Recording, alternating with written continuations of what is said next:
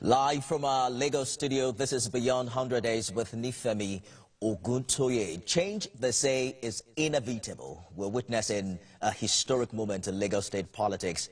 Mojisola Miranda has now been sworn in as the first female speaker of the Lagos State House of Assembly. As of yesterday, she served as deputy speaker, and this milestone is coming after 7 male speakers have held that position. The former speaker, Mudashiru Obasa, was removed from office due to allegations his colleagues called gross misconduct and abuse of power. The 52-year-old lawmaker who represents Agege constituency has been in the House since 2007 and became speaker in 2015. He would have clocked 10 years in that seat this June. Senior correspondent Adeyemi Ikuforiji has been following this story. She has more in this report.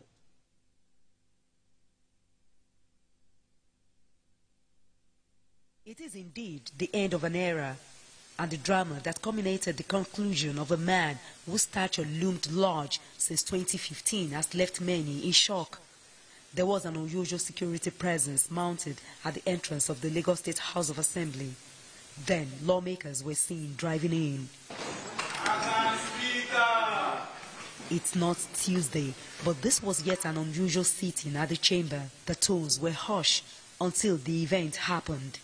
In line with the provision of section of 92, section 2, section 6, C of the Constitution of the Federal Republic of Nigeria, 1999, as amended, I hereby move that the Speaker of the Lagos State House of Assembly, Right Honorable Mudashiru Obasa, be removed as Speaker of this House of Assembly for the following reason: 1. Gross misconduct and poor leadership, including perpetual lateness to legislative sessions and meetings. 2. High-handedness and lack of regard for honorable member at all times, intimidation and suppression of members, including inciting members against one another. 3. Financial impropriety, misappropriation of funds and lack of transparency in its management of the House of Assembly funds. Totaling into 29 honorable members of the Lagos State House of Assembly. All in favor say aye. Aye. The ayes have it. The now former speaker, Mudashiru Obasa, has been impeached, and his former deputy, Mojisola Miranda, coronated as the new speaker and the first female speaker of the Lagos State House of Assembly. I, Mojisola Lasbat Miranda, do solemnly swear and affirm that I will be faithful. That I will be faithful as the Speaker of the Lagos State House of Assembly. As the Speaker of the Lagos State House of Assembly. That I will perform my functions honestly. That I will perform my functions honestly. To the best of my ability. To the best of my ability. Faithfully and in. Political watchers believe his costly statement disrespect to the governor and the governor's advisory council members, where he played God, may have led to his removal. Becoming governor is secondary. It is something that I have not given a serious consideration. Nevertheless, that does not mean I am too young or lack experience to run, whereas those who have been before me are not better off. Meanwhile, outside the premises, police arrested some people who claim to be from Agege for a courtesy visit.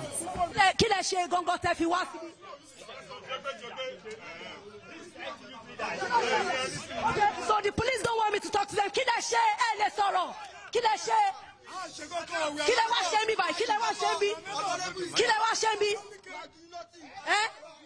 Before now, there is a discontent between the executive and legislative arm of government in Lagos State, which culminated on the drama that ensued at the Lagos State House of Assembly on 21st of November 2024, when Governor Babajide Sanwo-Olu presented the budget of 3 trillion naira to the Assembly, where the lawmakers were saying code to the executive, all in dark glasses.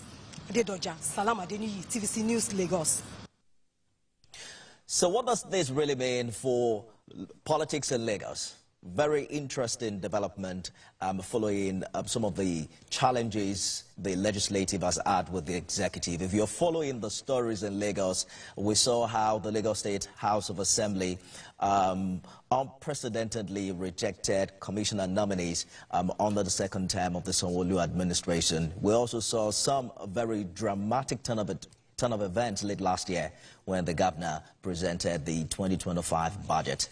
We're asking questions online. A very rude shock for some, very interesting development for others. In fact, some are asking if the story is true. Let's get some tweets online right now. They're saying it's long overdue. You can't disrespect the governor and the GAC in Lagos politics and still be Speaker of the Assembly. Same scenario happened. I think we lost details of that particular tweet. But very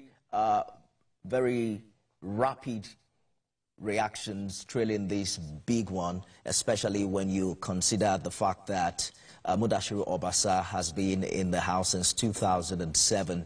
He became Speaker in 2015. This one says, but Obasa did the right thing. How can you, as governor, nominate 70% of commissioners from one local government, leaving some LGAs who worked tirelessly for the party with no slot? But one would have thought that, you know, all of the stakeholders actually moved past what happened during this period when we saw quite a number of commissioner nominees rejected by the Lagos State House of Assembly. And there are others who are also asking the question of what is the APC politics, what is the role of politicking in all of this. This says he had it coming, though. What he did to Sanwo-Olu during the commissioner screening, him being Speaker for a long time, made him almost bigger than the governor.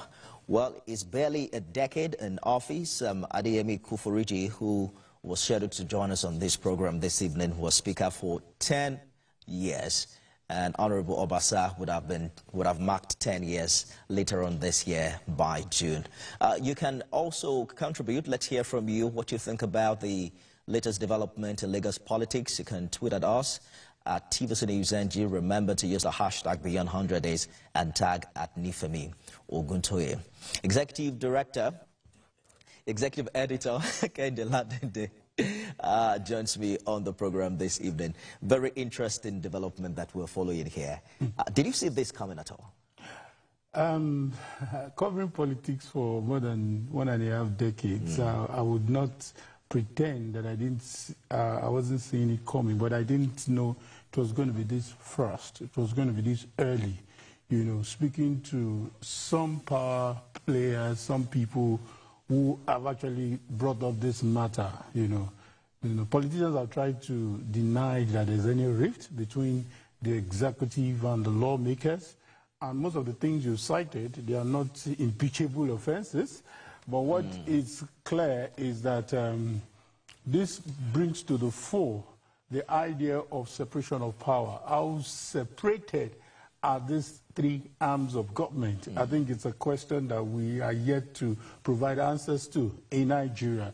Most times it is usually about collaboration between these popular two arms of government. That's talking about the legislature and the executive.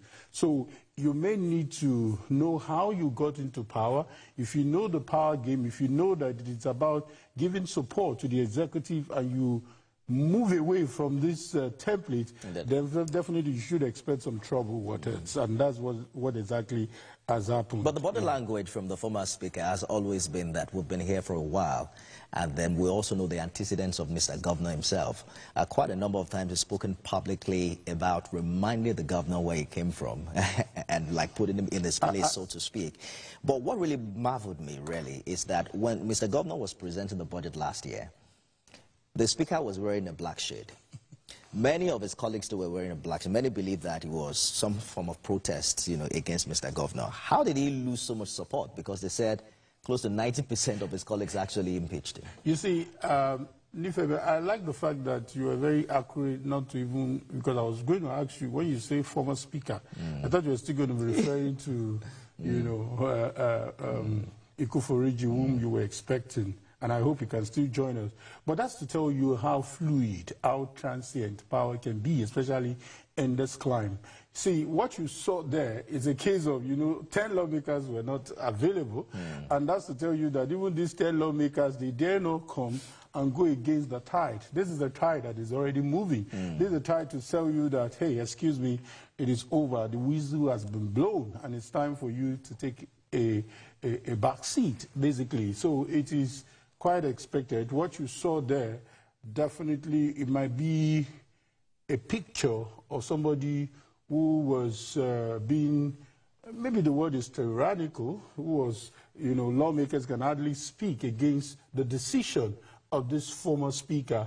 But when there is probably a superior power, you know, telling them where to head to and what to do, you know, definitely, you know how it works. You know, it's not, it is almost close to what happens in River State, where, you know, the former governor was still basically in charge. But in this case, I think the governor has taken charge of the House. The governor, that's the body language. Let me not be so accurate now.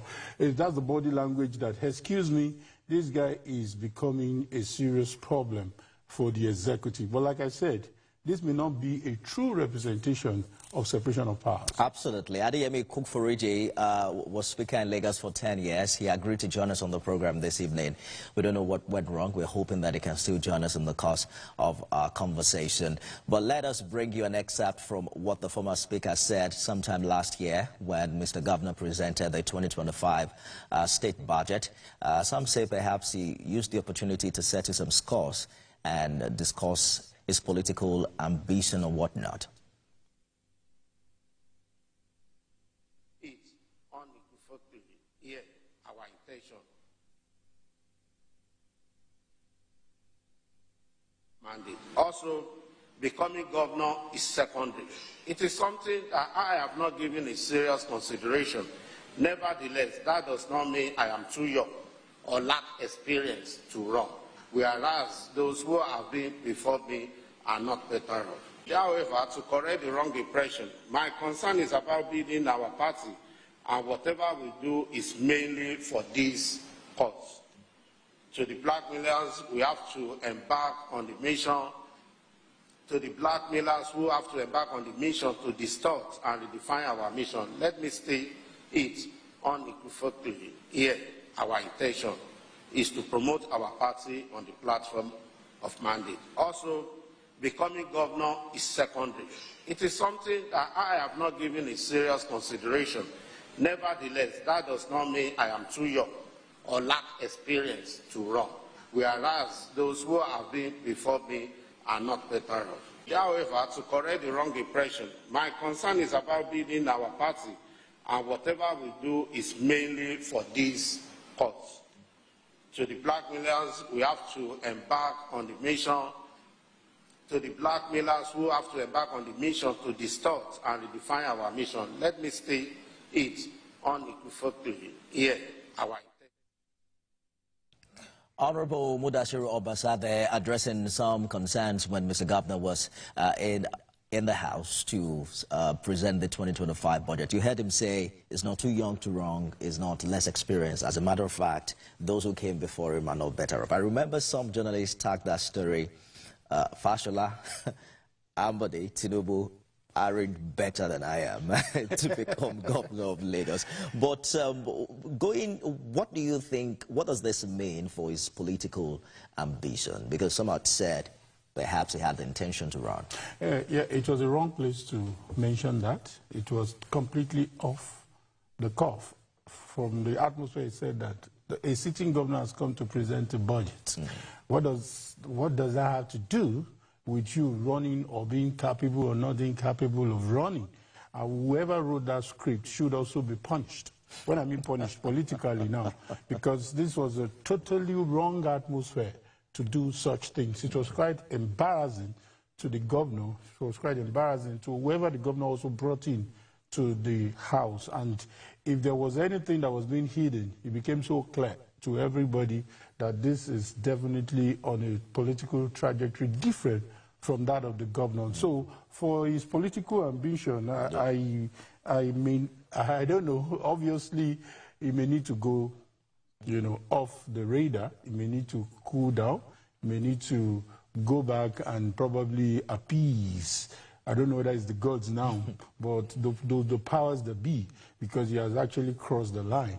You know, so for me, I just feel that maybe, and it's not a common thing to see a speaker in this part of the climb, you know, step down to say that I want to take a back seat and become a member. That would have been nice.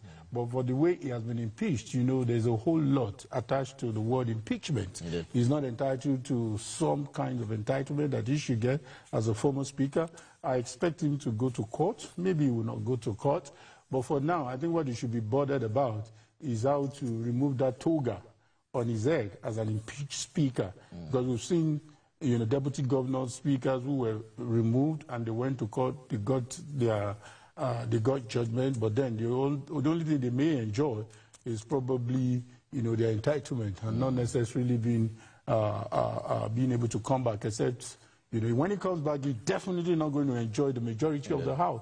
So I just feel that for Obasa, it's time to take a retrospect, think deep, look at where you missed it, and find a way to come back to the mainstream. But for now, I think he should take a back seat. But in fairness to the lawmaker, he's been representing Agege for 18 years now. That's a long time. I mean, you don't represent your constituency for 18 years and still consider going back. You probably will be considering moving up the ladder. Are you saying it's shot too high to high? No, if you want to move higher, then it doesn't have to be. It shouldn't be that kind of setback. This is a setback. This is a setback. The impeachment means you're off. And for me, I sincerely feel that, but he's still that he has done well. Yes, he's still a member of the House, but he has done well for his constituency, like you've highlighted. May not mean that somebody else cannot do better or do the same thing that he has done. But when it comes to power game, this is about leadership. This is about how did you get there? How did they consider you to do more than 8 years, you know, to continue? Those are the things that you should consider before, you know, confronting those in power. Finally, we're able to connect with former Speaker of the Lagos State House of Assembly, Honorable Adeyemi Ikuforiji. Thank you for joining us on the program this evening. Honorable Mudashiru is barely 5 months away from marching your 10-year tenure. What do you think went wrong? Well, thank you very much for having me. First and foremost, we need to understand that this issue of the parliament is a little bit different from the other side of government. And when members say they are tired of it, they are tired. And nothing can stop them. You know, they have their self-regulatory system, and whenever they are tired of the leadership, of course, change will just come. I remember my predecessor in office used to say that the seat of the speaker is one that is not, you know, that very comfortable for anyone, because you can go out of your house in the morning and you go out with the riders, with the police, with this and that, and then you return back in the evening all by yourself, and probably your personal driver. When you are leaving in the morning, you first have to read all the Psalms you can read, to call on God to guide you through the day, so that you don't run foul of the rules of the House or of the members. So, yeah, it has happened. I mean, it's not the first time that we are having issue of the impeachment of speakers, and it's just part of the game in the parliament. All right, Honorable, some would say that you're probably shying away from the issue, that this isn't a situation of his colleagues not wanting him, because if you consider what happened in November, they were right behind him, rocking the same black shade, you know, when Mr. Governor was at the House. What we hear oftentimes is gross misconduct and abuse of office. Some say that's just merely masking the details, that there's a silent battle between him and the governor. We saw the unprecedented rejection of commissioner nominees and what played out on the floor of the Assembly in November. What really do you think is happening here? want to remind you again, the parliament is completely different from the other two sides of government. Look, in November, you said you saw them all coming up with a black shade and so on and so forth. That's not to say that everybody was happy with the speaker, but in the parliament, there is a way that they move, which is completely different from the other side. I mean, from the other two sides of government. The glasses they put on, I mean, that's even an abnormality in any case. I mean, why should members of the House be putting on shades, particularly when the governor is coming around to present his budget? It's not supposed to be a place for gangsterism or for, you know, it's unusual. I won't consider that. I won't say that shows that the members are very happy with the speaker or they are completely with the speaker. No, there is more to it than meet the eye. Some say this has to do with his intention to run for governor, and that this possibly has angered the powers that be in Lagos. Honorable. I don't think I will agree with that because, look, the governor, the present governor, is running his second term. He can't run for that office again. So there is no reason why he will be annoyed that the speaker wants to run for the office of the governor. That cannot, I mean, that cannot be part of this thing. I think people are just reading the whole thing upside down. And a lot of things, you know. Maybe it's beyond the governor. There is the Government Advisory Council, there is the APC, there are other bigger interests. You don't agree?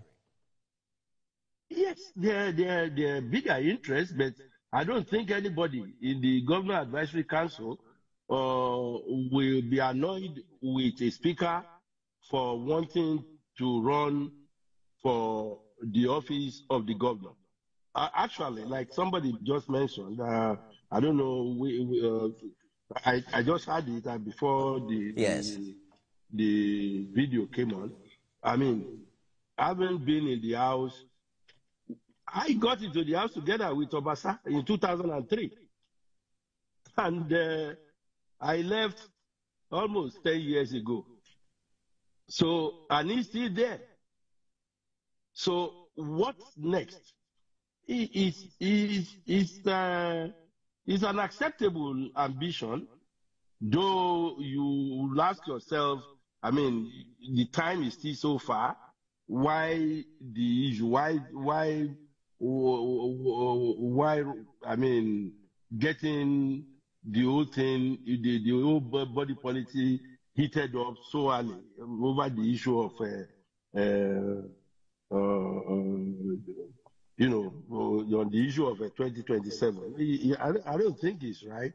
But nobody, no member of leadership in the party has any grounds or feels bad that somebody says he wants to run for governorship.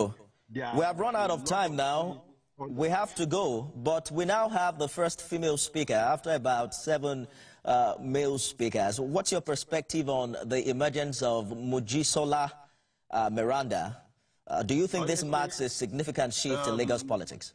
The little I know of the new speaker, I'll say she's a cool-headed person. She's humble. She has she's from a royal background, but she's very humble. She's easygoing, and I think she will do a lot more for the House, for the progress of the House, and the progress of Lagos State. That's my expectation. And I'm almost sure that a lot of members of the leadership cadre will give her the support. And humility, they say, is key in Lagos politics. Honorable Adeyemi Ikuforiji, thank you so much for talking to us on the program. Thank you very much, my brother. We have to go now. Someone tweeted and said it is the end of an era. Almost 10 years, 18 years. Maybe not a good way to end, but give it to Obasa. Yeah, I think impeachment in Lagos is not so common. I think this should be like the second time a speaker will be impeached. That's the unusual, in quote, the unusualness here. But it just means that when you cross the line, you will definitely get what you bargained for. So I think we should look ahead and look at what the new speaker will bring to the table. Absolutely. Good place to live in. Thank you so much for saving the day. Thank God, Doug. But I think we should use the right word. If you want to call them honorable, they are right honorable. Right honorable now, yes. Both the former speaker, the two former speakers you have talked about. Kayode Ladende, Executive Editor, TVC News. Thank you so much for joining us today. Always a pleasure. That's our program today, everyone. You can watch it again at midnight and at 6 a.m. tomorrow. I am Nifemi Oguntoye.